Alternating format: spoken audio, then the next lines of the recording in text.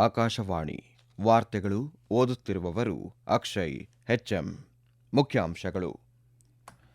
Vocal for ಲೋಕಲ್ಗೆ ಒತ್ತು ನೀಡಲು ಪ್ರಧಾನಿ ನರೇಂದ್ರ ಮೋದಿ ಕರೆ. ರಾಜಕೀಯ ಪಕ್ಷಗಳ ನಡುವೆ ತಾರತಮ್ಯ ಮಾಡಲಾಗುವುದಿಲ್ಲ, ಚುನಾವಣಾ ಆಯೋಗ ಸ್ಪಷ್ಟನೆ. ಮತದಾರರ ಪಟ್ಟಿ ಪರಿಷ್ಕರಣೆ ನೆಪ, ಮತಗಳ್ಳತನಕ್ಕೆ ಪ್ರಯತ್ನ, ರಾಹುಲ್ ಗಾಂಧಿ ಮತ್ತೆ ಆರೋಪ. ನವದೆಹಲಿಯಲ್ಲಿ ಇಂದು ಬಿಜೆಪಿ ಸಂಸದೀಯ ಮಂಡಳಿ ಸಭೆ, ಉಪರಾಷ್ಟ್ರಪತಿ ಚುನಾವಣಾ ಅಭ್ಯರ್ಥಿ ಕುರಿತು ಚರ್ಚೆ ಸಾಧ್ಯತೆ. ವಾರ್ತೆಗಳ ವಿವರ. ಭಾರತದಲ್ಲಿ ತಯಾರಿಸಿದ ಉತ್ಪನ್ನಗಳನ್ನು ನಂಬಿ ಖರೀದಿಸುವಂತೆ ಹಾಗೂ ವೋಕಲ್ ಫಾರ್ ಲೋಕಲ್ಗೆ ಹೆಚ್ಚಿನ ಒತ್ತು ನೀಡುವಂತೆ ಜನರನ್ನು ಪ್ರಧಾನಿ ನರೇಂದ್ರ ಮೋದಿ ಒತ್ತಾಯಿಸಿದ್ದಾರೆ. ಅವರು ಇಂದು ನವದೆಹಲಿಯಲ್ಲಿ ಸುಮಾರು 11,000 ಕೋಟಿ ರೂಪಾಯಿ ಮೌಲ್ಯದ 2 ಪ್ರಮುಖ ರಾಷ್ಟ್ರೀಯ ಹೆದ್ದಾರಿ ಯೋಜನೆಗಳನ್ನು ಉದ್ಘಾಟಿಸಿ ಮಾತನಾಡಿ, ದೇಶವು ಭಾರತವನ್ನು ಭದ್ರಪಡಿಸಲು ಚಕ್ರಧಾರಿ ಮೋಹನನಿಂದ ಸ್ಫೂರ್ತಿ ಪಡೆಯಬೇಕು ಮತ್ತು ಭಾರತವನ್ನು ಸ್ವಾವಲಂಬಿಯನ್ನಾಗಿ ಮಾಡಲು ಚರಕಧಾರಿ ಮೋಹನ ಅವರ ಮಾರ್ಗವನ್ನು ಅನುಸರಿಸಬೇಕು ಎಂದು ಹೇಳಿದರು. ಮುಂದಿನ ಪೀಳಿಗೆಯ ಜಿಎಸ್ಟಿ ಸುಧಾರಣೆಗಳು ದೇಶಾದ್ಯಂತ ನಾಗರಿಕರಿಗೆ 2 ಪ್ರಯೋಜನಗಳನ್ನು ತರಲಿವೆ ಎಂದು ಹೇಳಿದ ಅವರು, ದ್ವಾರಕಾ ಎಕ್ಸ್‌ಪ್ರೆಸ್ ವೇ ದೆಹಲಿ ವಿಭಾಗ ಮತ್ತು ನಗರ ವಿಸ್ತರಣಾ ರಸ್ತೆ 2ರ ಉದ್ಘಾಟನೆಯೊಂದಿಗೆ ರಾಷ್ಟ್ರೀಯ ರಾಜಧಾನಿಯಲ್ಲಿ ಸಂಪರ್ಕವು ದೊಡ್ಡ ಮುನ್ನಡೆಯನ್ನು ಸಾಧಿಸಲಿದೆ ಎಂದು ಮೋದಿ ಹೇಳಿದರು. दिल्ली को बेहतरीन शहर बनाने का जो बीड़ा हमने उठाया है वो निरंतर जारी है. द्वारका एक्सप्रेस वे हो या फिर अर्बन एक्सटेंशन रोड, दोनों सड़कें शानदार बनी है. साथियों, अर्बन एक्सटेंशन रोड की एक और विशेषता है, ये दिल्ली को कूड़े के पहाड़ों से भी मुक्त करने में मदद कर रही है. ತಮ್ಮ ಸರ್ಕಾರಕ್ಕೆ ಸುಧಾರಣೆ ಎಂದರೆ ಉತ್ತಮ ಆಡಳಿತದ ವಿಸ್ತರಣೆ, ಜನರ ಜೀವನವನ್ನು ಸುಲಭಗೊಳಿಸುವುದು ಮತ್ತು ತಮ್ಮ ಸರ್ಕಾರದ ನಿರಂತರ ಪ್ರಯತ್ನವಾಗಿದೆ. ಈ ಗುರಿ ಪ್ರತಿಯೊಂದು ನೀತಿ ಮತ್ತು ಪ್ರತಿಯೊಂದು ನಿರ್ಧಾರಕ್ಕೂ ಮಾರ್ಗದರ್ಶನ ನೀಡುತ್ತದೆ ಎಂದು ಪ್ರಧಾನಿ ಹೇಳಿದರು. ಈ ಸಂದರ್ಭದಲ್ಲಿ ಮಾತನಾಡಿದ ದೆಹಲಿ ಮುಖ್ಯಮಂತ್ರಿ ರೇಖಾ ಗುಪ್ತಾ, ದೆಹಲಿಯ ಎಲ್ಲಾ ಜನರ ಪರವಾಗಿ ಪ್ರಧಾನಿ ನರೇಂದ್ರ ಮೋದಿ ಅವರಿಗೆ ಧನ್ಯವಾದ ಅರ್ಪಿಸುತ್ತಾ ಜನರ ಏಳಿಗೆಗೆ ಅವರು ಅವಿಶ್ರಾಂತವಾಗಿ ಶ್ರಮಿಸುತ್ತಿದ್ದಾರೆ ಎಂದು ಹೇಳಿದರು. ದ್ವಾರಕಾ ಎಕ್ಸ್‌ಪ್ರೆಸ್ ವೇಯ 10.1 ಕಿಲೋಮೀಟರ್ ಉದ್ದದ ದೆಹಲಿ ವಿಭಾಗವನ್ನು 5,300 ಕೋಟಿ ರೂಪಾಯಿಗಳಿಗೂ ಹೆಚ್ಚು ವೆಚ್ಚದಲ್ಲಿ ಅಭಿವೃದ್ಧಿಪಡಿಸಲಾಗಿದೆ. ಇದು ದೆಹಲಿಯ ಒಳ ಮತ್ತು ಹೊರ ವರ್ತುಲ ರಸ್ತೆಗಳಲ್ಲಿ ಹಾಗೂ ಮುಖರ್ಬಾ ಚೌಕ್, ಧೌಲಾ ಕುವಾನ್ ಮತ್ತು ರಾಷ್ಟ್ರೀಯ ಹೆದ್ದಾರಿ 9ರಂತಹ ಜನನಿಬಿಡ ಸ್ಥಳಗಳಲ್ಲಿ ಸಂಚಾರವನ್ನು ಸುಗಮಗೊಳಿಸುತ್ತದೆ ಎಂದು ದೆಹಲಿ ಮುಖ್ಯಮಂತ್ರಿ ಹೇಳಿದ್ದಾರೆ. ತನ್ನ ಮುಂದೆ ಎಲ್ಲಾ ಪಕ್ಷಗಳು ಸಮಾನರು, ರಾಜಕೀಯ ಪಕ್ಷಗಳ ನಡುವೆ ತಾರತಮ್ಯ ಮಾಡುವುದಿಲ್ಲ ಎಂದು ಚುನಾವಣಾ ಆಯೋಗ ಇಂದು ಸ್ಪಷ್ಟಪಡಿಸಿದೆ.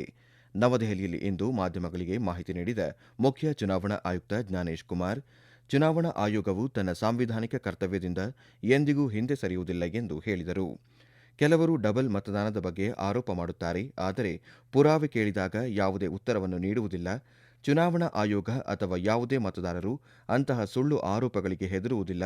ಚುನಾವಣಾ ಆಯೋಗವು ಬಡವರು, ಶ್ರೀಮಂತರು, ವೃದ್ಧರು, ಮಹಿಳೆಯರು ಮತ್ತು ಯುವಕರು ಸೇರಿದಂತೆ ಎಲ್ಲ ವಿಭಾಗಗಳ ಮತ್ತು ಎಲ್ಲ ಧರ್ಮಗಳ ಮತದಾರರೊಂದಿಗೆ ಯಾವುದೇ ತಾರತಮ್ಯವಿಲ್ಲದೆ ನಿರ್ಭಯವಾಗಿ ನಿಲ್ಲುತ್ತದೆ ಎಂದು ಮುಖ್ಯ ಚುನಾವಣಾ ಆಯುಕ್ತರು ಸ್ಪಷ್ಟಪಡಿಸಿದ್ದಾರೆ.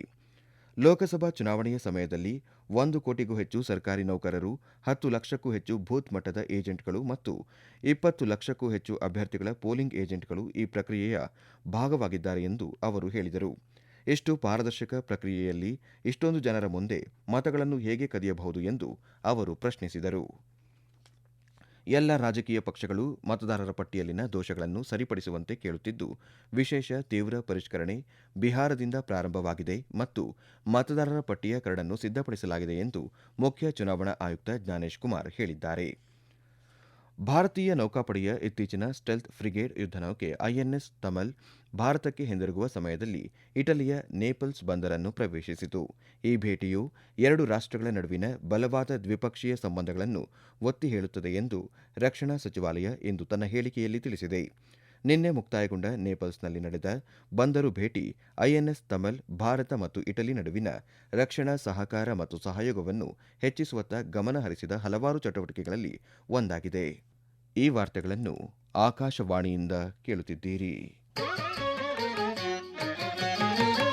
ನಿಮ್ಮ ಅನುಕೂಲಕರ ಸಮಯದಲ್ಲಿ ಆಕಾಶವಾಣಿ ಸುದ್ದಿಗಳನ್ನು ಆಲಿಸಲು ನಮ್ಮ ಯೂಟ್ಯೂಬ್ ಚಾನೆಲ್ ಆಕಾಶವಾಣಿ ನ್ಯೂಸ್ ಕನ್ನಡವನ್ನು ಸಬ್ಸ್ಕ್ರೈಬ್ ಮಾಡಿ. ನಮ್ಮೆಲ್ಲ ಕೇಳುಗರು ನಮ್ಮ ಫೇಸ್ಬುಕ್ ಖಾತೆ ಆಕಾಶವಾಣಿ ಆರ್ಎನ್ಯು ಬೆಂಗಳೂರು ಧಾರವಾಡ ಮತ್ತು ನಮ್ಮ ಟ್ವಿಟರ್ ಖಾತೆ @AIR News _ ಕನ್ನಡವನ್ನು ಅನುಸರಿಸಿ. ಪ್ರಾದೇಶಿಕ ಸುದ್ದಿ ವಿಭಾಗ ಬೆಂಗಳೂರು ಹಾಗೂ ಧಾರವಾಡದ ಎಲ್ಲಾ ಸುದ್ದಿ ಸಂಚಿಕೆಗಳು ನಮ್ಮ ಸಾಮಾಜಿಕ ಮಾಧ್ಯಮ ಖಾತೆಗಳಲ್ಲಿ ಲಭ್ಯವಿರುತ್ತವೆ.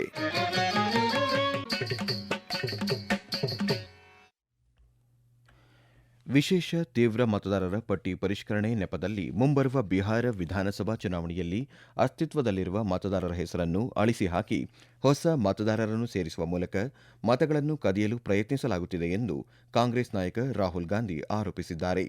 ಮತದಾರರ ಹಕ್ಕುಗಳ ರ್ಯಾಲಿಯನ್ನು ಪ್ರಾರಂಭಿಸುವ ಮೊದಲು ಬಿಹಾರದ ಸಸಾರಾಂನಲ್ಲಿರುವ ಸುವಾರ ಹವಾಯಿ ಅಡ್ಡಾ ಮೈದಾನದಲ್ಲಿ ಇಂದು ಸಾರ್ವಜನಿಕ ಸಭೆಯನ್ನು ಉದ್ದೇಶಿಸಿ ಮಾತನಾಡಿದ ರಾಹುಲ್ ಗಾಂಧಿ, ವಿಶೇಷ ತೀವ್ರ ಮತದಾರರ ಪಟ್ಟಿ ಪರಿಷ್ಕರಣೆ ಬಗ್ಗೆ ಸತ್ಯವನ್ನು ಇಡೀ ದೇಶದ ಮುಂದೆ ಬಹಿರಂಗಪಡಿಸಲಾಗುವುದು ಎಂದು ಹೇಳಿದರು. ಚುನಾವಣಾ ಆಯೋಗದ ಪಾತ್ರದ ಬಗ್ಗೆ ಅನುಮಾನವಿದೆ ಎಂದು ಆರೋಪಿಸಿದ ಅವರು, ಬಡ ಮತ್ತು ದುರ್ಬಲ ವರ್ಗಗಳಿಗೆ ಮತದಾನದ ಹಕ್ಕು ಅವರ ಪ್ರಮುಖ ಹಕ್ಕು ಮತ್ತು ಅದನ್ನು ಕದಿಯಲು ಬಿಡುವುದಿಲ್ಲ. ಮಹಾರಾಷ್ಟ್ರ ಮತ್ತು ಕರ್ನಾಟಕದಲ್ಲಿ ತಮ್ಮ ಪಕ್ಷ ಮತದಾನದಲ್ಲಿ ನಡೆದ ಅವ್ಯವಹಾರವನ್ನು ಬಹಿರಂಗಪಡಿಸಿದೆ ಎಂದು ಅವರು ಆರೋಪಿಸಿದರು. ರ್ಯಾಲಿಯಲ್ಲಿ ಕಾಂಗ್ರೆಸ್ ಅಧ್ಯಕ್ಷ ಮಲ್ಲಿಕಾರ್ಜುನ ಖರ್ಗೆ, ಆರ್ಜೆಡಿ ನಾಯಕ ತೇಜಸ್ವಿ ಪ್ರಸಾದ್ ಯಾದವ್, ಸಿಪಿಐ ಎಂಎಲ್ ನಾಯಕ ದೀಪಂಕರ್ ಭಟ್ಟಾಚಾರ್ಯ ಮತ್ತು ಐಎನ್ಡಿಐಎ ಮೈತ್ರಿಕೂಟದ ಹಲವಾರು ಹಿರಿಯ ನಾಯಕರು ಭಾಗವಹಿಸಿದ್ದರು. ನವದೆಹಲಿಯ ಪಕ್ಷದ ಪ್ರಧಾನ ಕಚೇರಿಯಲ್ಲಿ ಬಿಜೆಪಿ ಸಂಸದೀಯ ಮಂಡಳಿಯ ಸಭೆ ನಡೆಯುತ್ತಿದೆ. ಪ್ರಧಾನಿ ನರೇಂದ್ರ ಮೋದಿ, ಬಿಜೆಪಿ ರಾಷ್ಟ್ರೀಯ ಅಧ್ಯಕ್ಷ ಮತ್ತು ಆರೋಗ್ಯ ಸಚಿವ ಜೆಪಿ ನಡ್ಡಾ, ಗೃಹ ಸಚಿವ ಅಮಿತ್ ಶಾ ಮತ್ತು ರಕ್ಷಣಾ ಸಚಿವ ರಾಜನಾಥ್ ಸಿಂಗ್ ಮತ್ತು ಇತರ ಸಂಸದೀಯ ಮಂಡಳಿ ಸದಸ್ಯರು ಸಭೆಯಲ್ಲಿ ಭಾಗವಹಿಸುತ್ತಿದ್ದಾರೆ. ಉಪರಾಷ್ಟ್ರಪತಿ ಚುನಾವಣೆಗೆ ಅಭ್ಯರ್ಥಿಯ ಕುರಿತು ಚರ್ಚೆ ನಡೆಯುವ ಸಾಧ್ಯತೆ ಇದೆ ಎಂದು ಪಕ್ಷದ ಮೂಲಗಳು ತಿಳಿಸಿವೆ. ಈ ತಿಂಗಳ 6ರಂದು ಆಡಳಿತಾರೂಢ ಎನ್ಡಿಎ ನಾಯಕರು ಪ್ರಧಾನಿ ನರೇಂದ್ರ ಮೋದಿ ಮತ್ತು ಬಿಜೆಪಿ ಅಧ್ಯಕ್ಷ ಜಗತ್ ಪ್ರಕಾಶ್ ನಡ್ಡಾ ಅವರಿಗೆ ಉಪರಾಷ್ಟ್ರಪತಿ ಚುನಾವಣೆಗೆ ಎನ್ಡಿಎ ಅಭ್ಯರ್ಥಿಯನ್ನು ಅಂತಿಮಗೊಳಿಸಲು ಅಧಿಕಾರ ನೀಡುವ ನಿರ್ಣಯವನ್ನು ಸರ್ವಾನುಮತದಿಂದ ಅಂಗೀಕರಿಸಿದ್ದರು. ರಷ್ಯಾ 2030ರ ಮೊದಲು ಶುಕ್ರ ಗ್ರಹವನ್ನು ಮತ್ತೆ ತಲುಪಲು ವೆನೆರಾ ಡಿ ಮಿಷನ್ ಅನ್ನು ಪ್ರಾರಂಭಿಸಲು ಸಜ್ಜಾಗಿದೆ. ರಷ್ಯಾದ ಬಾಹ್ಯಾಕಾಶ ಸಂಶೋಧನಾ ಸಂಸ್ಥೆಯ ಒಲೆಗ್ ಕೊರಾಬ್ಲೇವ್ ಅವರ ಪ್ರಕಾರ ದೇಶದ ಹೊಸ ಮಿಷನ್ನ ಭಾಗವಾಗಿ ಪ್ರಾಥಮಿಕ ವಿನ್ಯಾಸ ಕಾರ್ಯವು ಜನವರಿ 2026ರಲ್ಲಿ ಪ್ರಾರಂಭವಾಗಲಿದ್ದು, ಇದರಲ್ಲಿ ಲ್ಯಾಂಡರ್, ಬಲೂನ್ ಪ್ರೋಬ್ ಮತ್ತು ಕಕ್ಷೀಯ ಬಾಹ್ಯಾಕಾಶ ನೌಕೆ ಸೇರಿದೆ. 2034 ಮತ್ತು 2036ರ ನಡುವೆ ಉಡಾವಣೆಯಾಗುವ ನಿರೀಕ್ಷೆ ಇದೆ ಎಂದು ಅವರು ತಿಳಿಸಿದ್ದಾರೆ. ಡ್ಯುರಾಂಡ್ ಕಪ್ ಫುಟ್ಬಾಲ್ನಲ್ಲಿ ಡೈಮಂಡ್ ಹಾರ್ಬರ್ ಎಫ್ಸಿ ಸೆಮಿಫೈನಲ್ ಪ್ರವೇಶಿಸಿದೆ. ಜೇಮ್ಶೆಡ್ಪುರದ ಆರ್ಜೆಡಿ ಟಾಟಾ ಸ್ಪೋರ್ಟ್ಸ್ ಕಾಂಪ್ಲೆಕ್ಸ್ನಲ್ಲಿ ನಡೆದ ಕ್ವಾರ್ಟರ್ ಫೈನಲ್ ಪಂದ್ಯದಲ್ಲಿ ಜೇಮ್ಶೆಡ್ಪುರ ಎಫ್ಸಿಯನ್ನು 2-0 ಗೋಲುಗಳಿಂದ ಸೋಲಿಸಿತು. ಇಂದು ಮತ್ತೊಂದು ಕ್ವಾರ್ಟರ್ ಫೈನಲ್ ಪಂದ್ಯದಲ್ಲಿ ಮೋಹನ್ ಬಗಾನ್ ಸೂಪರ್ ಜೈಂಟ್ ಕಲ್ಕತ್ತಾದ ವಿವೇಕಾನಂದ ಯುವ ಭಾರತಿ ಕ್ರೀಡಾಂಗಣದಲ್ಲಿ ಈಸ್ಟ್ ಬೆಂಗಾಲ್ ವಿರುದ್ಧ ಸೆಣಸಲಿದೆ. ಮೋಹನ್ ಬಗಾನ್ ತಮ್ಮ 18ನೇ ಡ್ಯುರಾಂಡ್ ಕಪ್ ಪ್ರಶಸ್ತಿಯನ್ನು ಗುರಿಯಾಗಿಸಿಕೊಂಡಿದ್ದರೆ, ಈಸ್ಟ್ ಬೆಂಗಾಲ್ ತಮ್ಮ 17ನೇ ಪ್ರಶಸ್ತಿಯನ್ನು ಗೆಲ್ಲಲು ಪ್ರಯತ್ನಿಸುತ್ತಿದೆ. ಡ್ಯುರಾಂಡ್ ಕಪ್ ಏಷ್ಯಾದ ಅತ್ಯಂತ ಹಳೆಯ ಫುಟ್ಬಾಲ್ ಪಂದ್ಯಾವಳಿಯಾಗಿದೆ. ಇಂಡೋನೇಷ್ಯಾದಲ್ಲಿ ಇಂದು ಬೆಳಗ್ಗೆ ಮಧ್ಯ ಸುಲಾವೆಸಿ ಪ್ರಾಂತ್ಯದ ಪೋಸೊ ಜಿಲ್ಲೆಯ ಉತ್ತರದಲ್ಲಿ 5.8 ತೀವ್ರತೆಯ ಸಮುದ್ರದ ಒಳಗಿನ ಭೂಕಂಪ ಸಂಭವಿಸಿ 29 ಜನರು ಗಂಭೀರವಾಗಿ ಗಾಯಗೊಂಡಿದ್ದಾರೆ. ಭೂಕಂಪದ ನಂತರ ಮತ್ತೆ ಕನಿಷ್ಠ 15 ಕಂಪನಗಳು ಸಂಭವಿಸಿವೆ ಎಂದು ಯುಎಸ್ ಭೂವೈಜ್ಞಾನಿಕ ಸಮೀಕ್ಷೆ ತಿಳಿಸಿದೆ.